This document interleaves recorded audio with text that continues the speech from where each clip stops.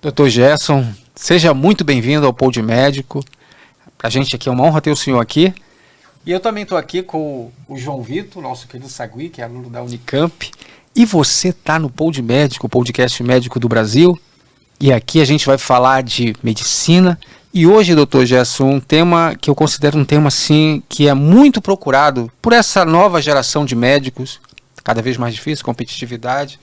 Como se estabelecer no mercado, agora as redes sociais, você tem que encontrar o seu lugar no mercado, como é que se comunica, como é que cria uma carreira sólida, enfim. Então, a gente vai falar um pouco disso, eu imagino que a gente pode aprender muito com o senhor, com as suas percepções.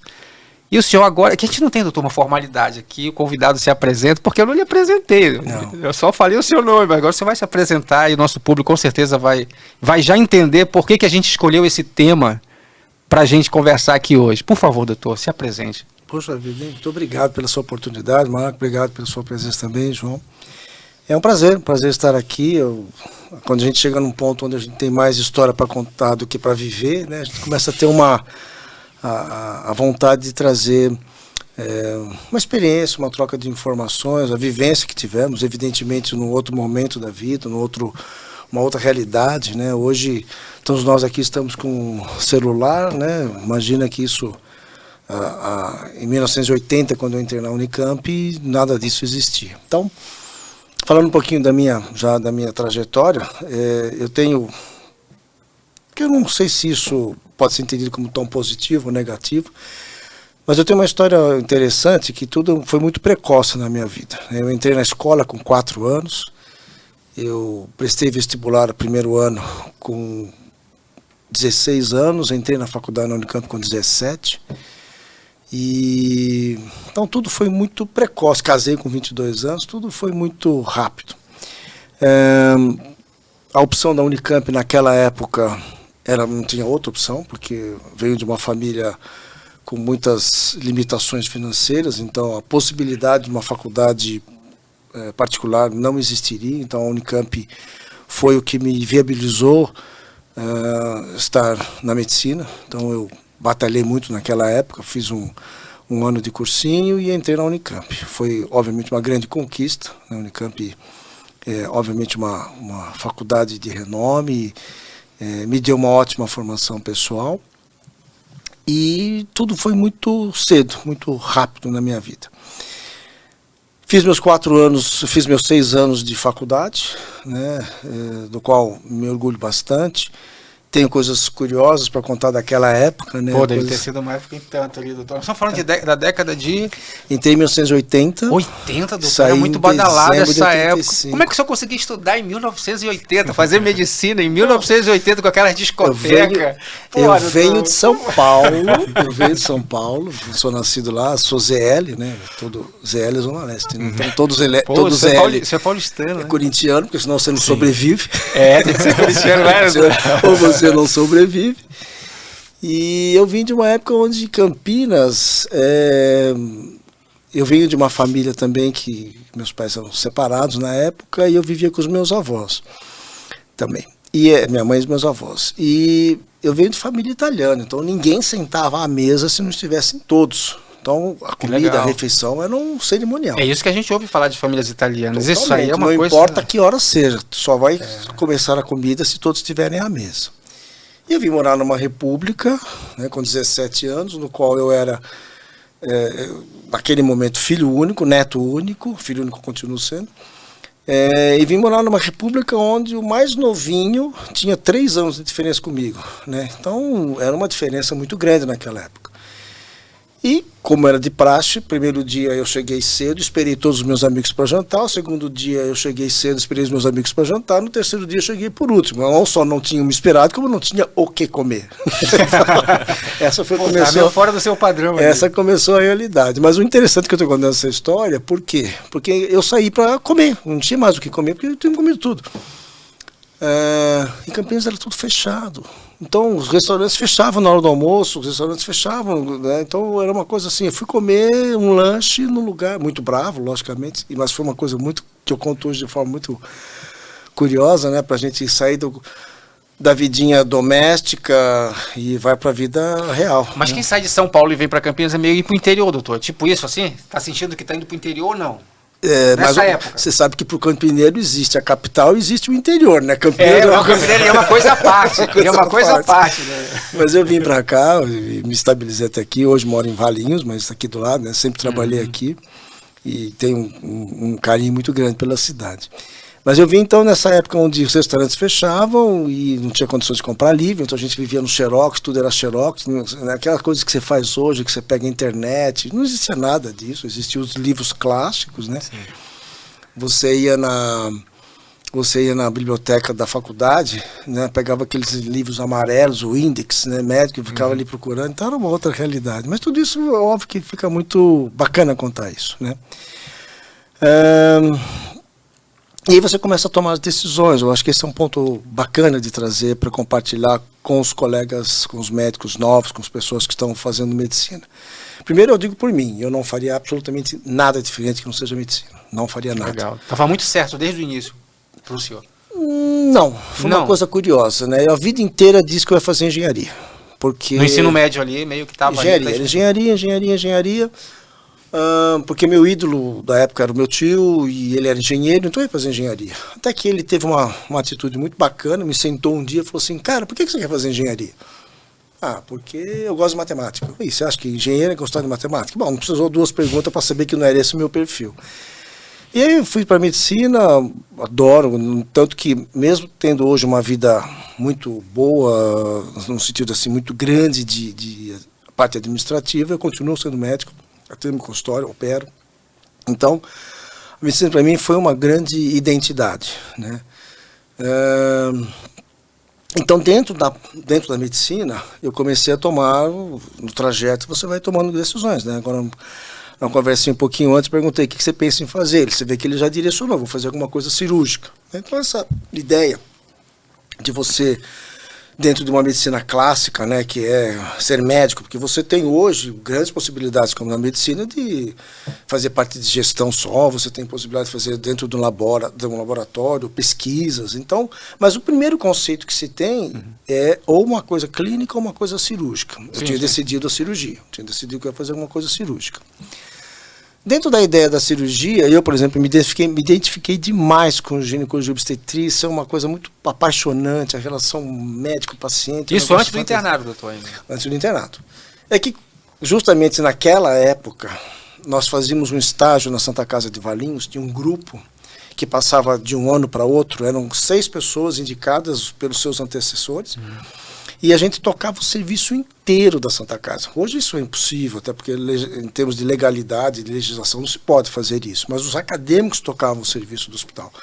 Eu cheguei a fazer 250 partos até o meu 5º ano da faculdade. Eu fiz. Então eu tive uma experiência muito boa. Então, o médico saía voando já, saía voando. A experiência prática era assim, e por que parou isso, doutor? O que aconteceu para ter... Hoje em dia a legislação não permitiria que isso fosse tocado assim. Hoje as realidades são diferentes, né? Impressionante.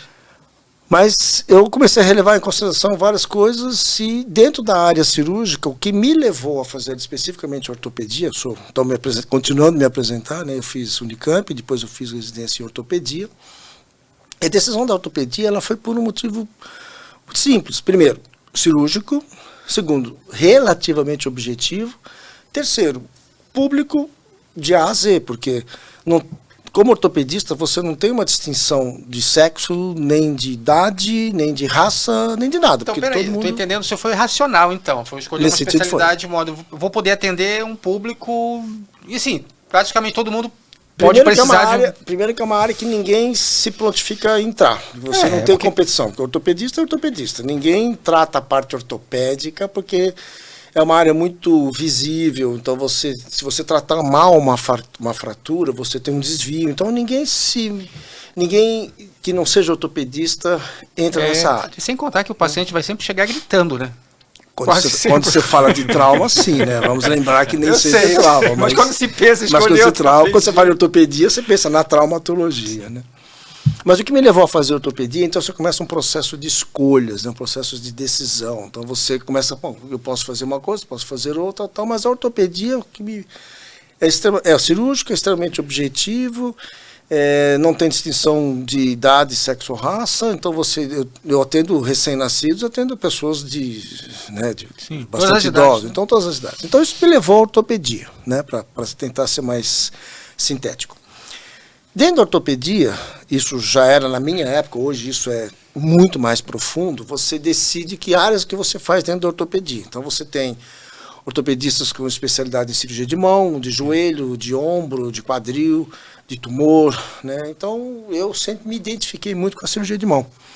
Eu queria muito a cirurgia de mão, eu gosto muito da cirurgia de mão, faço algumas coisas por prazer, que eu gosto da cirurgia de mão, mas naquela época, o hospital que eu fiz a minha residência, que foi o Centro Médico, eu tive a oportunidade de trabalhar junto com uma pessoa que tinha uma expertise muito grande em cirurgia de joelho.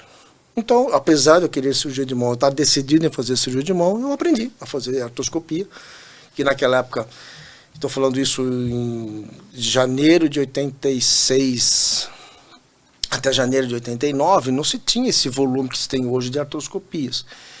E eu saí com muita habilidade de artroscopia, tanto que, apesar de cirurgia de mão, todas as portas se abriram porque eu já saí da residência com uma experiência relativamente grande de artroscopias de joelho, né? Então eu aproveitei essa oportunidade, porque começou a me oferecer uma série de oportunidades pela expertise que eu adquiri da minha formação no hospital que eu fiz a minha residência. Então eu saí especialista em joelho, pela vivência, pela oportunidade, por essa expertise que eu tive naquela época, né? E isso me diferenciou. Hoje tem uma quantidade grande de pessoas que fazem aqui na nossa região, mas eu faço cirurgias de joelho há mais de 33 anos. Então, isso me levou a fazer a questão do joelho. E veja que coisa curiosa, né? Como as oportunidades vão se colocando. O fato de trabalhar a vida inteira com cirurgias de joelho, onde você tem uma técnica chamada de artroscopia, 18 anos atrás, o meu colega que faz quadril, mas não tinha vivência de artroscopia, ele me convidou para começar a fazer artroscopias de quadril, que também foi uma novidade, né? E isso ainda hoje é um pouco mais restrito. E minha tese de mestrado na Unicamp foi sobre artroscopia de quadril, né? Que tive a felicidade, a coincidência de, nos mesmos anos que eu fiz a minha defesa de tese, meu filho se formou também na mesma faculdade. Eu sou da 18ª, ele é da 50ª. Então eu tive a grata satisfação de voltar para a escola, estudar de novo, fazer uma pós-graduação, fazer mestrado e ter dado aula para o meu filho o senhor deu aula para o seu filho, sim, né? Muito, muito bacana. Que bacana, isso aí é diferente, né? E como é que é? Só apertava ele, né? Porque era pai também que aliviava ali. Muito bom. Fiz prova para ele, vai estudar, né? Não pode dar uma dica? Não, sem dica, senta lá e estuda. Né? Tem alguma coisa dessa lá, tem um professor que é pai de aluno, alguma coisa parecida assim? Então, tem alguns casos, sim. A gente tem colegas mais novos que tem pais professores, tem um colega que tem um pai professor, mas que é do ciclo básico, mas também que é da casa, né? Mas de anos em anos parece que isso se repete, acaba se repetindo, sabe? É super interessante. Mas o cara também tem informações privilegiadas. Sim, isso é verdade. Isso aí não vale. Você não sabe da pressão que tem do outro lado. Mas que nada, pressão que o cara tem que dar conta, porque é filho do, filho do Dr. Gesso, tu tem que dar conta. Mas então, só para contar um pouquinho, eu acabei então tendo a formação de médico, eu tive a formação de ortopedista e depois eu fiz mestrado no Unicamp na área de artroscopia de quadril, continuo fazendo joelho, porque sempre foi a minha especialidade. E esse foi um viés, né, que pratico até hoje. Como eu disse a você, não faria nada diferente, tenho muito prazer no que eu faço, tanto do ponto de vista do atendimento, consultório, padrão, como da questão da cirurgia. O mundo cirúrgico é uma outra realidade, então tá ali dentro. E principalmente, doutor, na área da ortopedia, hoje circula muito vídeo, né, na rede social. Já viu aquelas animações que faz de joelho, que coloca umas peças em 3D, sim. Né? Parece até o Robocop, montando o Robocop ali. Agora é assim, né, doutor? Parece que é umas peças, parece que tá montando um carro agora. É isso? Tá nesse nível agora, né, de peças, partes ali. Você vê, dentro da cirurgia de joelho, para fazer uma pequena síntese, né, nós temos basicamente 3 grandes grupos, né? A vida do consultório, que é um pouco mais... lógico que você não vê paciente cirúrgico todo dia. Sim. O meu maior volume, por exemplo, que se tem de joelho é dor no joelho de mulher jovem, que a gente chama isso de uma disfunção patelar, um mau relacionamento do movimento da patela. A patela é esse ossinho que fica aqui na frente, antigamente chamava-se de rótula. O nome certo é patela. Então esse é o grande volume que você vê no seu dia a dia. Do ponto de vista dos pacientes chamados esportistas, que é aqueles que rompem o menisco, rompem o ligamento, então você vai para a cirurgia, nos casos que tem indicação. E nos pacientes mais idosos, em geral, você vai para uma prótese, né? Então, é curioso, porque no Brasil, esse conceito do cirurgião de joelho, onde ele faz, grande parte, faz medicina esportiva e artroplastia, quando você troca tudo por coisas artificiais, né? No caso do idoso, que tem uma artrose, né? Quando você sai fora do país, por exemplo, né? Eu tive já a oportunidade de várias vezes ir para Lyon, que é um centro importante de joelho, particularmente.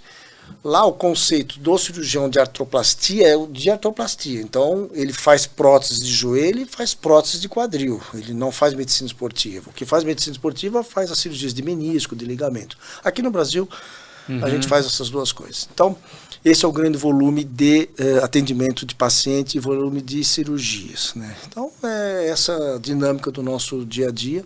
E o que me levou a fazer isso foram as oportunidades que surgiram por conta da experiência adquirida naquela oportunidade. Agora, doutor, eu fico curioso. Isso é uma das coisas, inclusive, que esse nosso público que está aí assistindo, ele pensa assim, o doutor Gesso não falou, o doutor Gesso, ele é presidente da Unimed Campinas.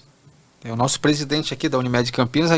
O Zazar me falou que são mais de 3 mil cooperados, é isso, doutor? Quase metade de Campinas é cliente. Aí vem outra parte interessante da história também. O senhor chegou lá na Unimed, né? A história da Unimed, ela começa, na verdade, eu era cooperado, né? Sim. Entrei em 1989, quando eu me formei em ortopedia, eu entrei na Unimed como cooperado. Em 96 para 97, um amigo meu falou, olha, pus seu nome lá na Unimed. Pôs meu nome do quê, né? Não, é que a gente vai fazer um curso de administração hospitalar pela GV e abriram algumas inscrições, nós vamos fazer, alguns amigos médicos, e eu coloquei o seu nome, mas não tinha mais vaga, então você é o primeiro excedente. Tá? Já cheguei para fora, me colocou, não sabia, mas já estou fora também, né? E foi uma coisa interessante, porque isso foi feito com certa antecedência. Um dia, no meio do consultório, toco o telefone, doutor, alguém da Unimed quer falar com o senhor. Peguei o telefone, alô.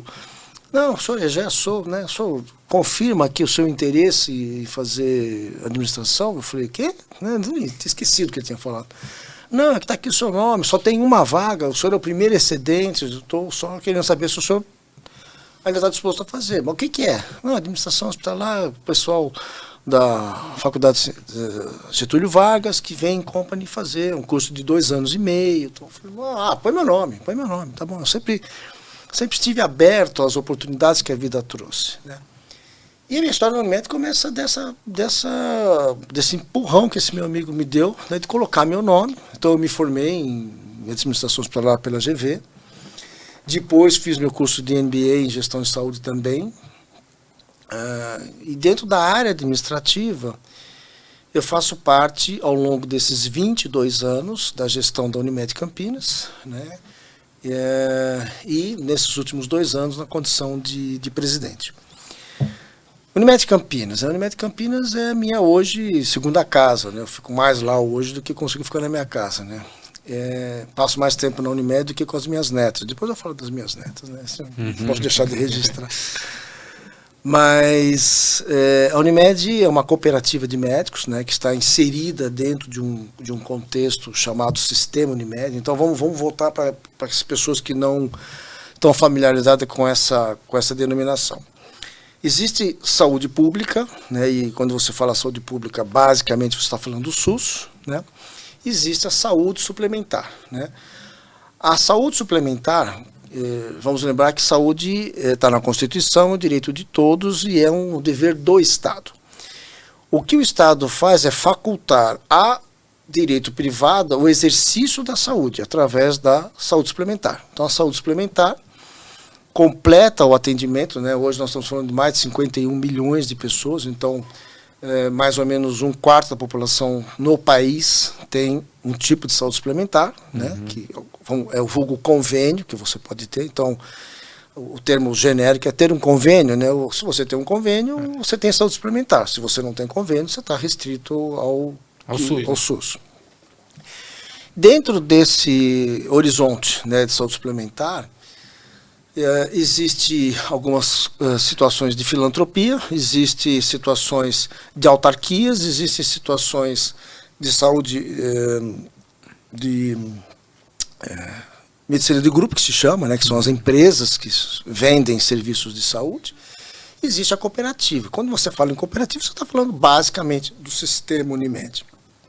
O sistema Unimed, que tem 18 milhões de usuários, de beneficiários, milhões. É uma coisa interessante, né? Porque quando você fala para o indivíduo como cliente, né, ele é paciente. Quando você fala dentro do ponto de vista de comércio, ele é cliente. Quando você fala dentro da saúde suplementar, ele é um beneficiário. Claro que é sempre a mesma pessoa, mas o termo beneficiário é o termo que se usa dentro daquilo que rege a saúde suplementar, que é a Agência Nacional de Saúde Suplementar, que é a ANS. Então, nós atendemos no sistema Unimed mais de 18 milhões de pessoas. Aqui em Campinas? Não. 18 milhões do sistema Brasil inteiro. Brasil inteiro. Tá. Então, eu estou olhando todo o macro para depois setorizar o que acontece aqui em Campinas. Então, o sistema Unimed, que está presente em 90% do território nacional, então, em 90% das cidades do país existe algum tipo de Unimed. Esse sistema, ele é composto de 340 chamadas singulares. A nossa Unimed Campinas é uma das singulares, que compreende o atendimento de 13 cidades ao nosso redor. Então a gente chama Unimed Campinas, mas na verdade nós estamos junto com Valinhos, Vinhedo, Indaiatuba, Montemor. Então, nossa região, macro-região, que se chama Unimed Campinas, né, ela compreende essas 13 cidades. Então, nós, como singular, nós somos a 5ª Unimed do país, né, a gente perde em números para a Unimed Belo Horizonte, que é a maior. Depois nós temos Unimed Rio de Janeiro, que é a 2ª, Unimed Porto Alegre, Unimed Curitiba e Unimed Campinas. Então, das Unimedes, nós somos a maior que não seja capital. Que não seja capital. Que não seja capital. Então, nossos números são bastante expressivos, né?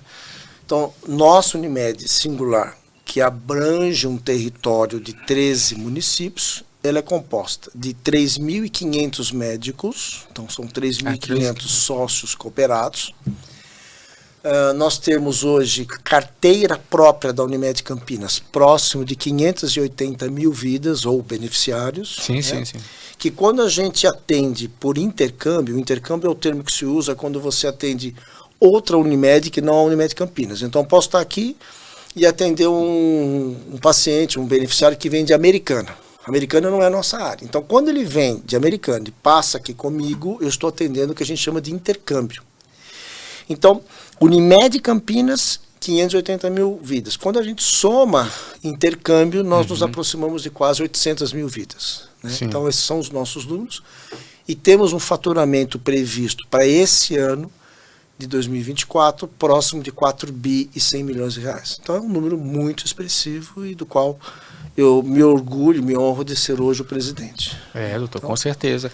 E quando a gente fala um pouco de plano de saúde, a gente ouve, pelo menos assim, a gente aqui de fora ouve as dificuldades que muitas cooperativas enfrentam, né? E a gente sabe que a Unimed Campinas aqui tem um trabalho bem bacana aqui.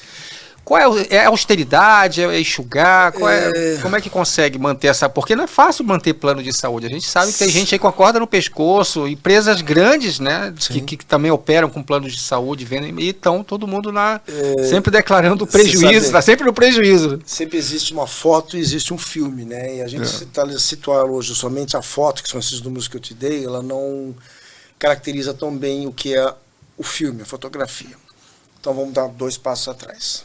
Até 2019, nós tínhamos uma estrutura de saúde suplementar com uma característica de várias coisas. Né?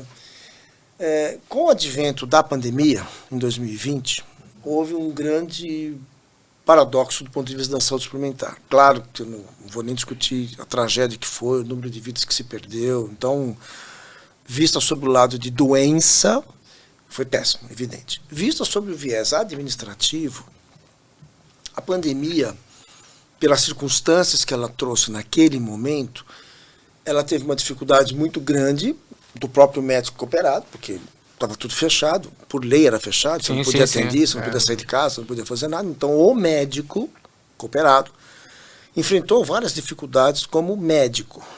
A cooperativa, enquanto empresa, como caiu muito o que a gente chama de sinistralidade é um número que nos refere o quanto que a gente arrecada de receita, o quanto a gente gasta para a finalidade assistencial. Então, o volume de recursos que eu gasto, dividido pela minha receita global, ela me define o que chamamos de sinistralidade. Uma sinistralidade adequada, ou diria relativamente boa dentro da nossa realidade, seria em torno de 80% a 85%. Tá? Significa dizer, de cada R$100 eu gasto deveria, né? Minha sinistralidade na verdade está maior. Mas eu deveria gastar no máximo 85 para cuidar dos meus pacientes. Os outros 15, custo administrativo, custo tributário, custo judicialização. Então, com tudo isso, eu fecharia as contas da Unimed e esse resultado é o que eu levo no exercício do meu ano fiscal. E aí entra uma questão importante que é a cooperativa. A lei de cooperativa, a lei 5764, que define como funciona uma cooperativa, é muito diferente da lei de uma empresa. De uma empresa, né? Sim. Então, voltando só um pouquinho para o histórico. A minha sinistralidade no ano de 2020, por conta da pandemia, ela ficou muito baixa. Então, como empresa, nós tivemos um capital maior.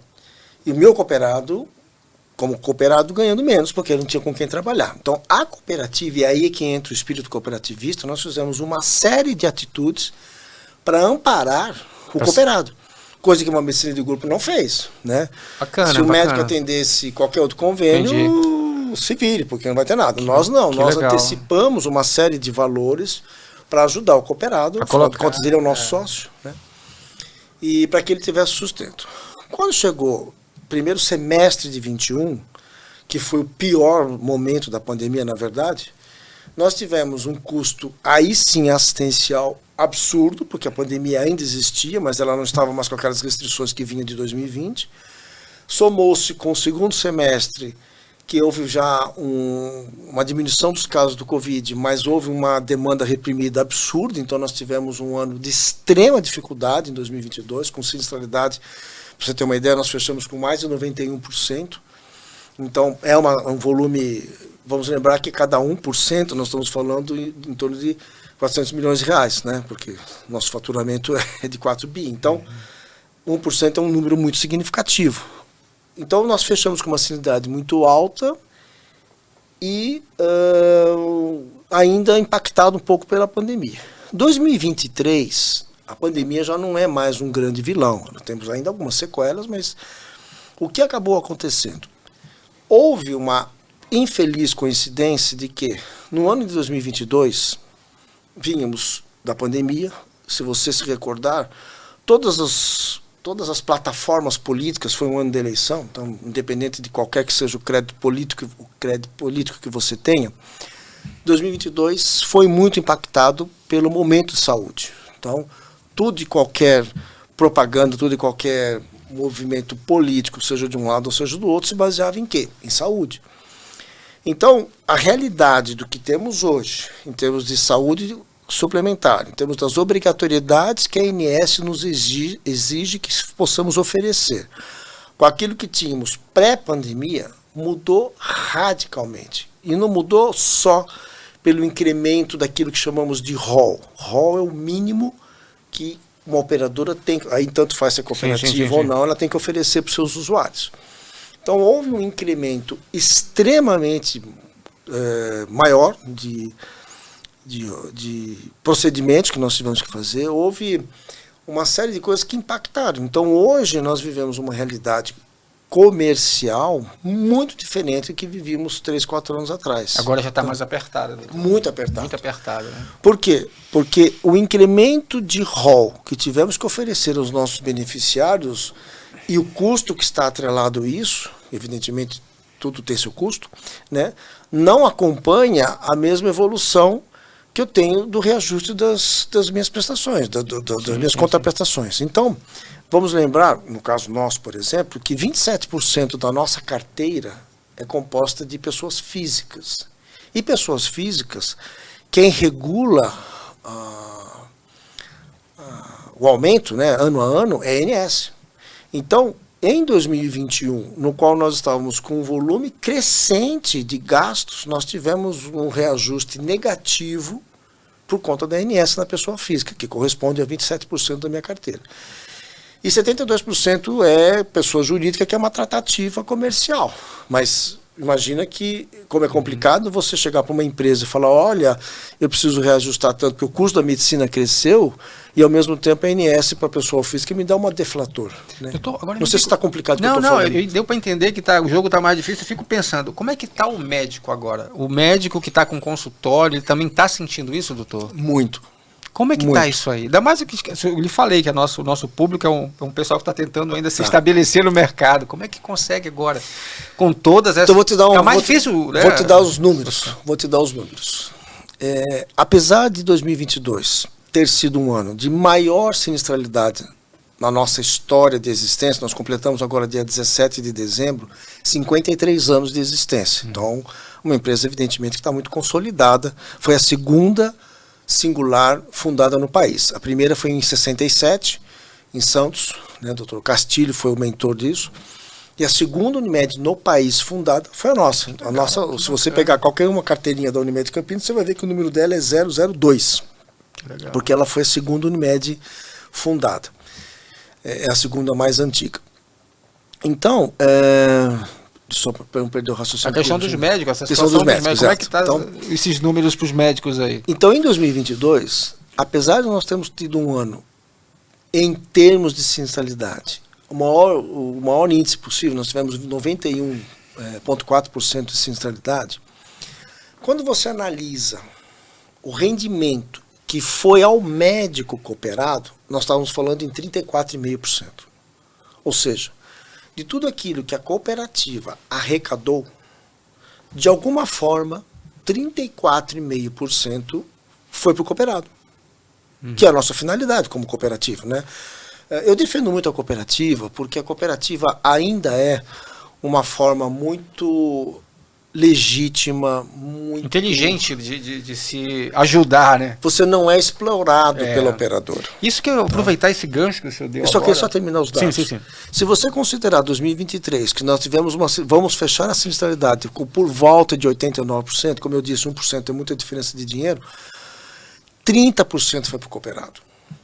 Então nós tivemos uma sinistralidade um pouco menor, o que significaria que a gente poderia ter tido um resultado financeiro melhor, só que aquilo que foi para o bolso do cooperado foi muito menor. Causado por quê? Pelos impactos da obrigatoriedade que tivemos dentro do rol de ir para outros custos que não relacionados ao trabalho médico. Porque quando você fala assim, Gerson, você quando está sentado aqui como cooperado e eu atendo uma consulta ou faço uma cirurgia, eu estou ganhando para mim, pessoa física, mas eu estou criando um custo para a Unimed Campinas, certo? Mas esse custo volta para mim mesmo, porque afinal de contas eu sou cooperado e trabalho. Agora, quando você tem um outro tipo de prestação de serviço, como por exemplo, o incremento que se teve de quimioterapia e imunobiológicos, que é um custo crescente, absurdo, não é o médico que está ganhando, é a indústria farmacêutica. Não estou discutindo o mérito, estou discutindo apenas a realidade dos fatos.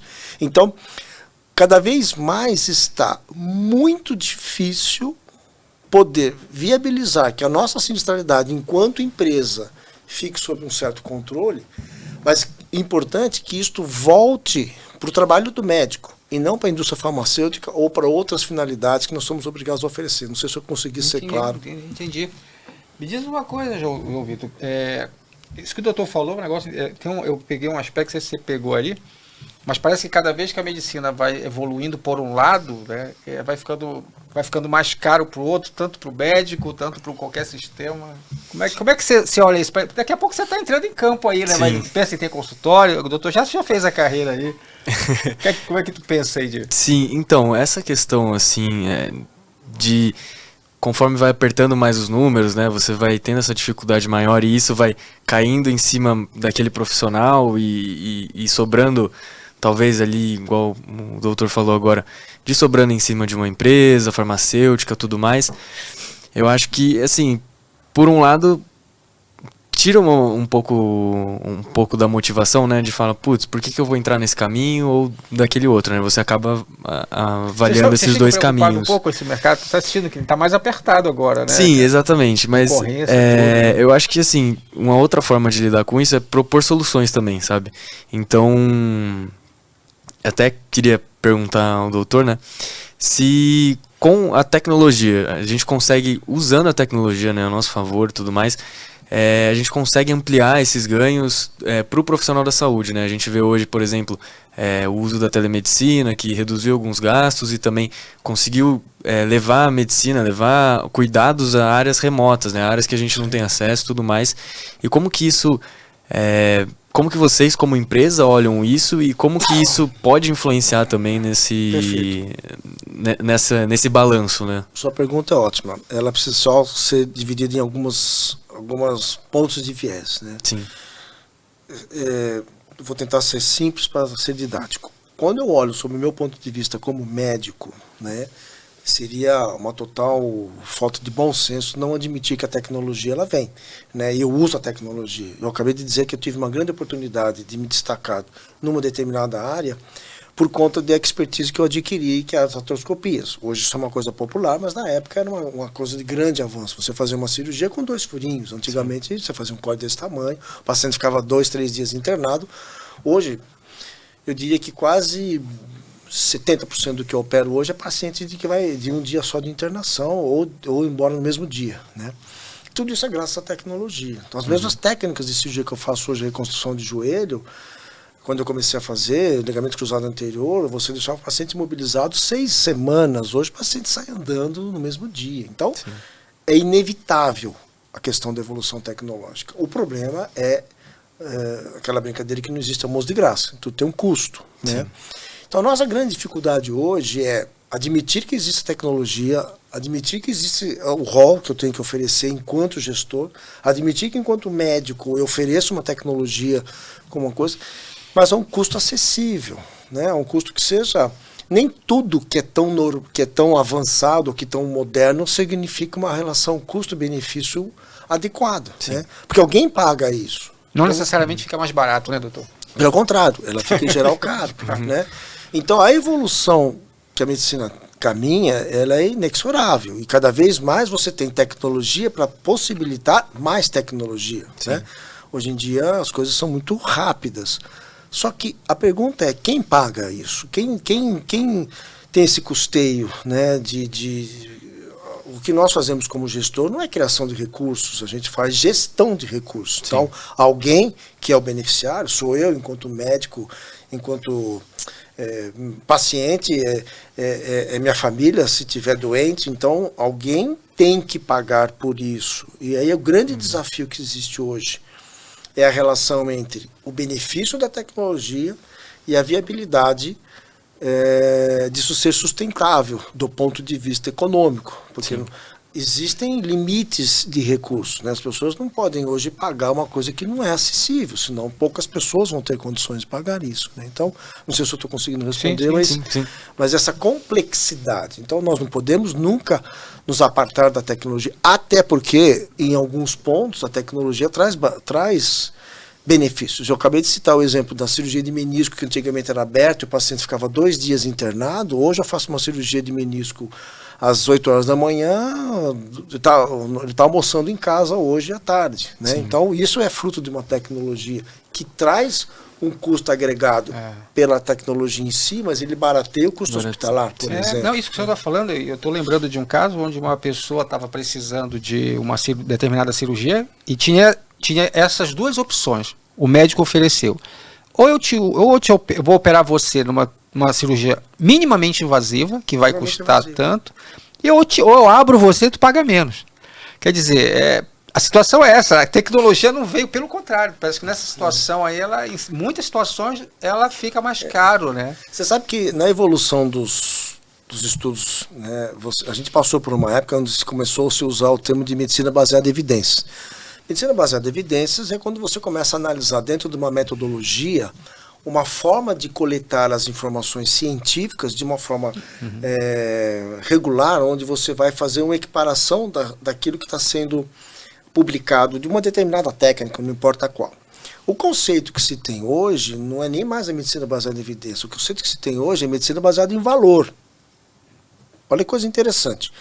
Medicina baseada em valor, ela pressupõe a ciência, ela pressupõe o estudo, ela pressupõe técnicas novas, ou medicamentos novos, ou enfim, as coisas novas que vêm em relação ao custo agregado, se ele se torna realmente um benefício, hoje só é um pouco mais caro, e em relação, o pilar da medicina baseada em valor é eficiência, cientificidade do produto, seja ele obrigatória, lógico. O custo de dinheiro investido para que isso realmente traga resultados. Eu acabei de dar o exemplo daquilo que você gasta mais com tecnologia, mas se economiza na internação. E a satisfação do cliente, ou do beneficiário, ou do paciente. Né? Na visão do paciente, que se ele gostou daquilo, se ele foi bem atendido. Ele ficou menos tempo hospitalizado. Então tudo isso hoje é extremamente rico no sentido de você entender se determinadas tecnologias têm relação com valor, geram valor, um valor agregado, ou não é apenas mais um nome diferente para uma coisa que poderia ter sido feita de forma mais barata. Aí eu vou pegar esse gancho que você falou. Então nós estamos chegando, doutor, que o jogo é esse agora. É o profissional já pensar como é que eu vou conseguir agregar valor, é isso? Na minha especialidade, quer dizer, o cara já tem que pensar, eu tenho que fazer alguma coisa que agregue valor, já não dá mais para só... Só que aí você entra numa situação de extremo conflito. E eu vou falar por quê. Né? Nós já conversamos com o João Vitor falou que vai para a área cirúrgica. Se ele está falando da área cirúrgica, ele está falando em agregar valor na cirurgia dele, ele está falando disso. Se todo mundo pensar como ele... Todo mundo quiser ser cirurgião, né?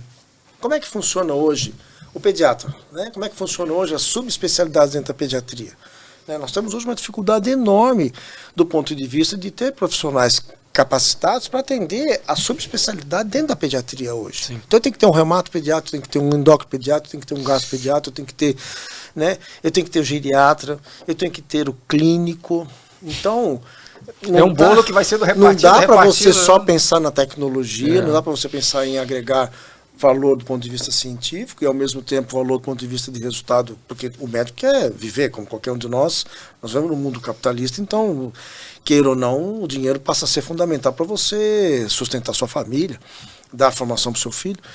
Então, o que acontece? A gente não pode também, e isso é função do gestor, distanciar das áreas básicas, porque nós continuamos tendo que ter áreas em que o valor agregado da consulta ele é mais deficitário. E como é que eu faço? Né? Eu não vou mais ter pediatra, eu não vou mais ter clínico, eu não vou mais ter geriatra, eu não vou mais ter... Então essas coisas são extremamente complexas. Isso está acontecendo silenciosamente, doutor. A gente percebe isso conversando com os médicos. Os alunos deixando... Vocês estão, eu acho que esse é o bate-papo de vocês, né? Porque eles estão vendo como a coisa está acontecendo. Algumas pessoas já não querem, algumas especialidades já ninguém nem mais conversa. Mas como é que vai ficar se a gente continua precisando desse especialista? E cada vez mais são subespecialistas, né? A gente sabe que a velocidade com que se tem de conhecimento hoje é absurdamente grande. Então, numa época em que o pediatra cuidava da criança como um todo, hoje ele tem o pediatra convencional, vamos chamar assim, mas tem certas patologias que ele precisa do subespecialista, né?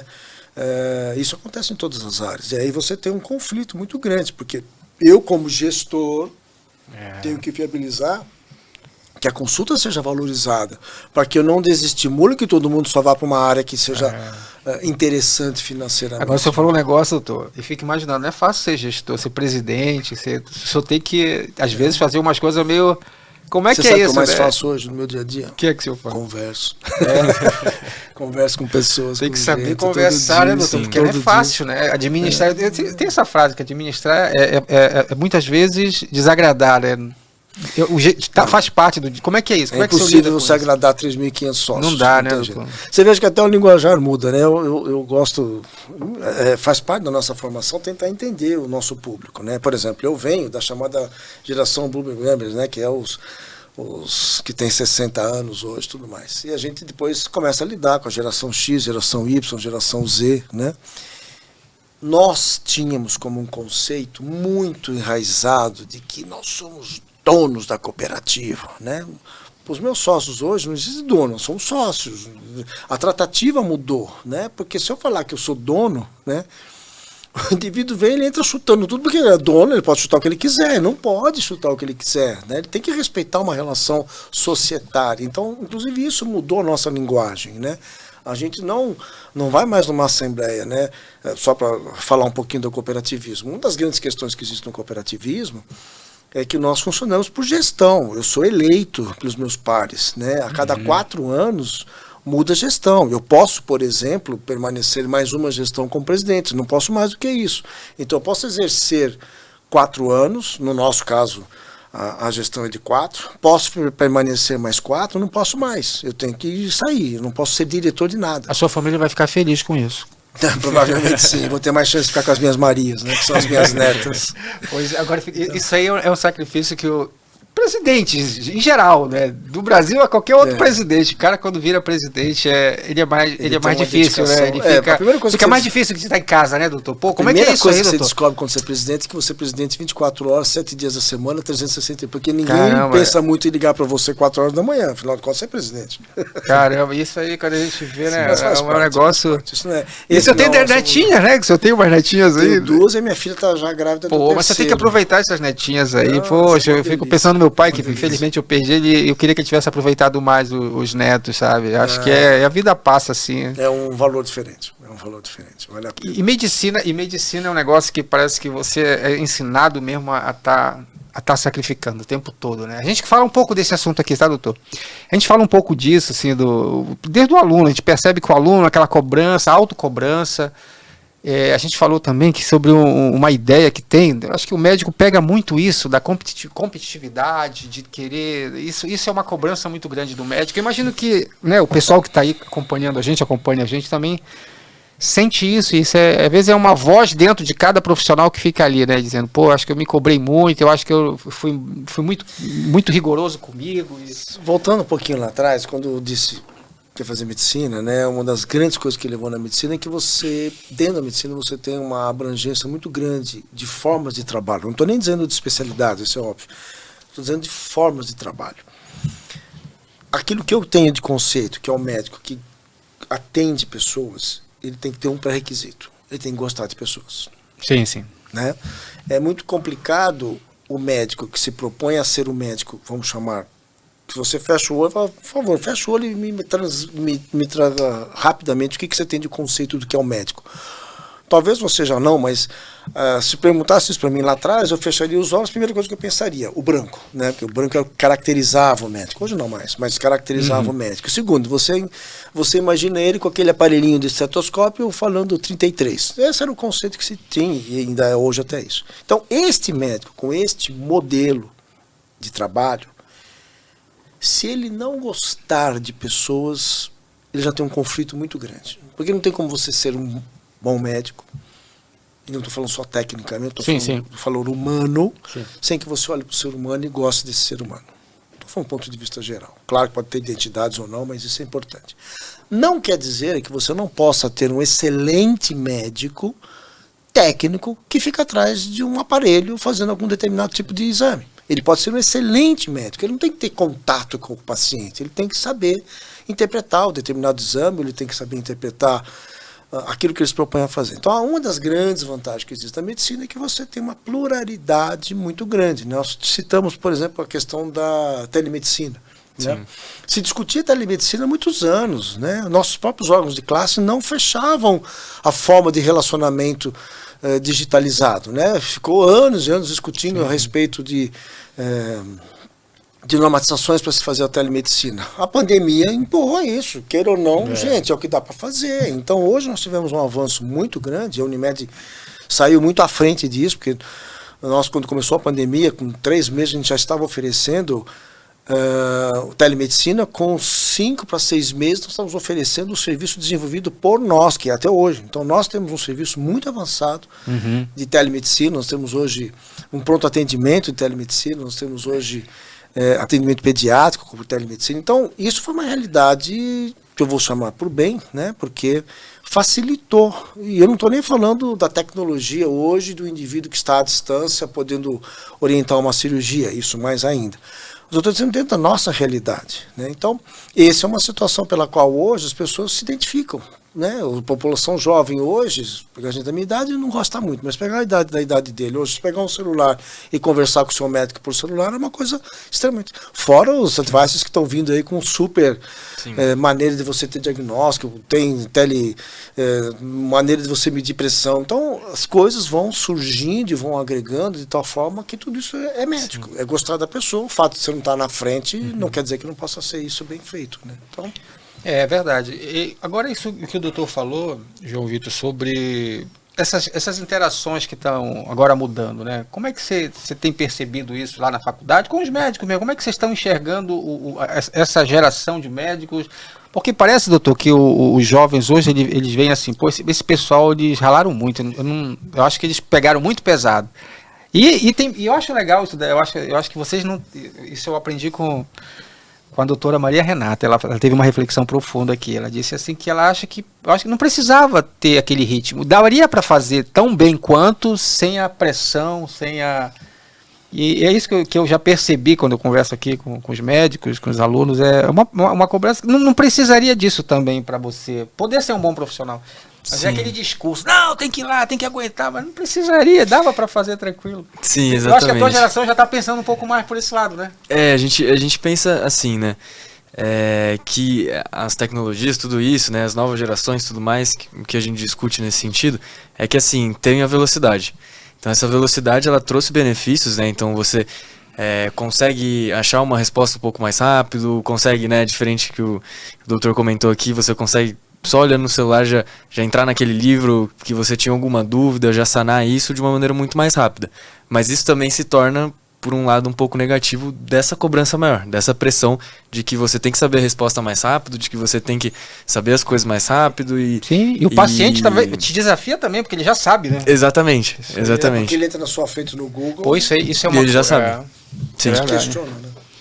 Sim. Aliás, eu tenho uma brincadeira, quando ele fala assim comigo, você está procurando no Google, é melhor você ter uma segunda opinião com o Yahoo, porque aí você já disputa. É brincadeira. Né? E o que é engraçado é que a gente fala aqui, eles chegam já, que essas coisas que estão na rede social são sensacionalistas, né? Então eles são sempre, vou morrer, doutor, tá aqui, eu tenho isso aqui. Né? Existe uma situação hoje que eu vivo isso muito na parte administrativa, mas não é diferente do ponto de vista do nosso dia a dia, que é, eu até queria um jargão, eu falei que informações vazam. E aí eu coloco no sentido bem pejorativo, porque quando a informação vaza, sem ela estar devidamente estruturada, ela permite várias interpretações que muitas vezes são errôneas. Comunicação carece. Então, informação vaza, comunicação carece.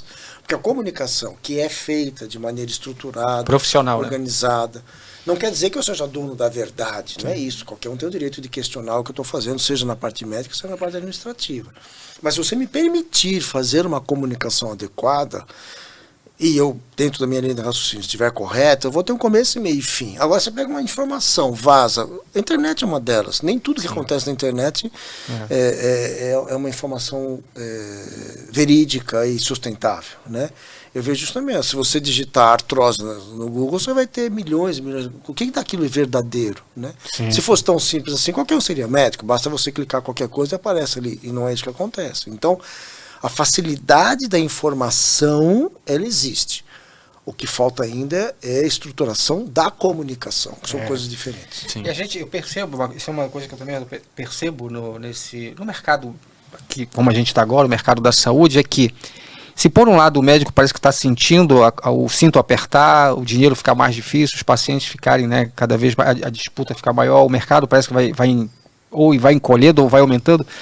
Eu percebo, doutor, é que o Brasil também precisa evoluir, o Brasil também precisa, as pessoas precisam ganhar poder de poder acessar serviços melhores. Eu acho que o médico, ele também tem, eu acho que ele precisa estar consciente de que a população também precisa evoluir, porque ela vai depender dessa evolução econômica da população, de ter mais acesso, para poder acessar inclusive os seus serviços mais especializados, ter mais clientes. Eu acho que esse é um dos grandes desafios hoje que tantos médicos ou outras profissões... Eu disse a você que eu sou formado em 85. nós tínhamos 2 faculdades de medicina. A Pontifícia Universidade Católica, naquela época, se eu não estou errado, em torno de 60 formados por semestre, então estamos 120, e 90 da minha época. Então, nós estamos falando aí de 310 por semestre, por ano. Tá? Hoje, na nossa região, nós temos 5 faculdades de medicina. E eu não estou entrando mais na questão de qualidade, mas eu estou dizendo assim, a quantidade de médicos que são expostos hoje à vida profissional é muito grande. Não sei a qualidade da informação, não sei a qualidade e o que a oferta vai ter. Tanto que hoje, qual é o que está o gargalo? O gargalo não está tanto mais na formação do médico. O gargalo está na residência, o gargalo está na formação do especialista. Ou, se não é exatamente um especialista, você pergunta para mim, Gerson, mas eu não preciso ter um especialista. Se eu tiver um médico formado, ele é um clínico geral. Em tese, uma vez que ele tem a CRM, a legislação nos permite que a gente faça qualquer coisa com o CRM. A pergunta é, ele vai estar realmente qualificado para fazer uma prestação? Porque hoje, se você fizesse esse simples raciocínio que basta ser médico e você já está no mercado, por que existiria então a residência de clínica médica? A residência de clínica médica é 2 anos de você se aprofundar na formação do clínico geral, que na maioria das vezes ela pressupõe uma porta de entrada para uma subespecialidade. Né? Aí depende muito de cada um que você está falando. Então, como a medicina evoluiu de uma forma muito grande, né? A pergunta que fica é, hoje, 6 anos é suficiente para que isso seja uma formação adequada de um bom profissional, que tenha a capacidade de estar no pronto-socorro e fazer um diagnóstico, fazer uma intervenção? Né? Isso que o senhor falou agora foi bem a propósito, porque a gente tem falado muito da medicina de emergência, né? Do médico que ele tem uma especialidade para poder estar atendendo em alto nível, né? No que ele precisar mesmo, o paciente de pronto-socorro, né? Sim. Como é que o senhor está vendo isso dos planos de saúde, as operadoras? Esse profissional está sendo mais requisitado, doutor? Como é que está aqui a Unimed Campinas? Tem espaço para esses profissionais que se especializam na medicina de emergência? Muito. Muito, né? Tanto é verdade que nós temos hoje no nosso ponto de atendimento um grupo de médicos especializados em emergência. Legal. Que vem da formação da Unicamp numa área de residência só de emergência. Então, veja, de novo, nós estamos falando de uma... voltando à conversa inicial, quando a gente fala em evolução da ciência, quando a gente fala em tecnologia, quando a gente fala em uma série de coisas, não basta chutar a oferta. Alguém tem que estar por trás. Né? O computador só é bom se tiver um negocinho por atrás do mouse, né? Que costuma ser ser humano. Dedo, né? Então, por mais que tecnologia, por mais que hoje se fala muito em inteligência artificial, etc., eu não tenho nenhum grande conhecimento para me aprofundar nessa área, mas será que a inteligência artificial vai realmente substituir todo o nosso trabalho? Eu espero que não. Né? Eu não estudei a vida inteira para ser tratado por uma máquina. Né? Eu estou falando agora eu na condição de paciente. Então eu acho que nós estamos num momento de enormes mudanças, numa velocidade estrondosa. A pandemia ajudou isso a acontecer de uma forma involuntária, mas ela também se intensificou. Acabei de dar o exemplo da telemedicina. Então eu entendo, né, no caso do João, ele está numa boa faculdade, tive o prazer de participar lá também como professor na área de medicina esportiva, como voluntário. Sei que ele tem uma capacidade de uma boa formação, mas ele não pode parar. Aliás, nós aprendemos sempre. Eu acabei de dar meu exemplo, eu fui fazer mestrado depois de experiente. Já falei que velho nunca. A gente vai adquirindo experiência. Então, a gente está sempre estudando, sempre progredindo, sempre olhando, atualizando. Eu acho que esse é o grande desafio que existe hoje, né? Usar toda essa liberdade, toda essa facilidade de informações e traduzir isso para o conceito de comunicação, de formação, tanto do ponto de vista de tecnologia quanto do ponto de vista pessoal. Doutor, a gente está chegando no final do nosso bate-papo aqui, com o tempo voa, eu queria falar de tanta coisa e a gente foi em alguns aspectos aqui bem técnicos, mas a gente sabe que Vou vir uma segunda vez aqui para falar o resto. Aqui. Pode ser, quem sabe, se Deus quiser. Agora, assim, sempre eu penso assim, isso aqui é um conteúdo que com certeza o pessoal que vai estar assistindo, mas também daqui a 10, 15, 20 anos, essa geração que está aqui agora e as gerações futuras, tem um valor na medicina, né, doutor, que eu imagino que ele deve existir sempre, né, que o senhor falou, gostar de gente, isso é fundamental, mas tem algo mais que eu não sei se está precisando ser resgatado e reavivado, que é um comprometimento com com curar, com a empatia, o paciente, né, de querer resolver, tirar a dor da pessoa. Eu ainda acho que o olho é um idealismo, algum idealismo ali, né? Não sei. Eu venho da época que o professor Tobar, que vocês devem ter ouvido falar, né? O professor Tobar foi uma liderança, foi um ensino muito... Ele era uma das maiores autoridades do país para falar sobre tuberculose. Mas não era isso que ficou marcado. O que ficou marcado, assim, ele tinha um respeito pelo paciente. Então, um paciente mais humilde possível, ele colocava aquelas montes de estudantes tudo em volta dele, ele, com licença, ele abria um botãozinho e colocava e ficava... Ele fechava o botãozinho, com licença, vou abrir um segundo botãozinho. Ninguém lembra muito dele falando de TB, mas todo mundo lembra dele falando com licença, eu vou abrir um botãozinho para examiná-lo. Então esse carinho, esse respeito, essa sensibilidade pelo ser humano, isso nenhuma máquina vai substituir. Então, por isso que eu falei, pode ser que possa existir um excelente médico, técnico, que atrás de uma... e ele não tem menor valor do que o outro, mas olhando pelo lado da medicina, olhando pelo lado que eu vou chamar romântico, né? Ele não pode se perder, essa é a minha visão, né? Então, por quê? Porque apesar de toda a tecnologia, nós estamos aqui nos olhando, né? Nós trocamos olhar, nós trocamos confiança, nós trocamos empatia, nós trocamos uma série de situações que elas não podem, ou no meu modo de ver, não deveriam ser substituídas por maior ou menor grau de tecnologia que possa existir. Então, e o senhor teve a felicidade de ter filhos, né? Que só conseguiu deixar uns médicos aí, né? Sim. Dá um recado aí para essa garotada aí, doutor. Quem me formou, quem foi, obviamente, uma das pessoas mais importantes na minha vida foi meu avô. Então, eu fui formado por alguém que tinha 50 anos mais que eu, 60 anos mais que eu. Então, e ele tinha uma coisa muito bonita. Ele era um semi-analfabeto, mas ele tinha uma sabedoria ímpar. Ele sabia falar comigo, ele sabia me abordar de uma forma pela qual era muito especial.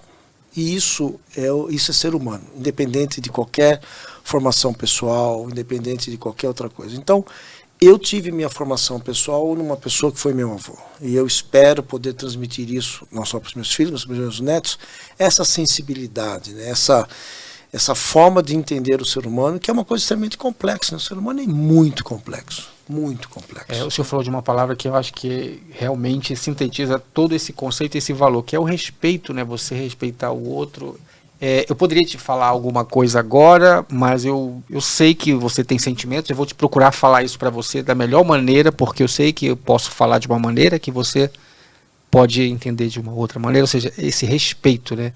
Sim. De poder tratar. Eu acho que isso aí, o senhor como presidente aí com certeza está entendendo isso aí, a importância, né, de ter essa humildade. Que legal, doutor. Bom, muito obrigado, João Vitor. O João Vitor que está aqui com a gente hoje aí da Unicamp. Foi um bate-papo legal. Eu espero ter podido deixar alguma mensagem de contribuição pela minha experiência pessoal e o principal recado, além do fato da medicina em si, que eu já falei bastante, mas não para os jovens, não perder as oportunidades que a vida te traz. Às vezes você foca, e tem que focar, tem que ter um norte. Se você não tiver norte nenhum, também Sim. As coisas não acontecem.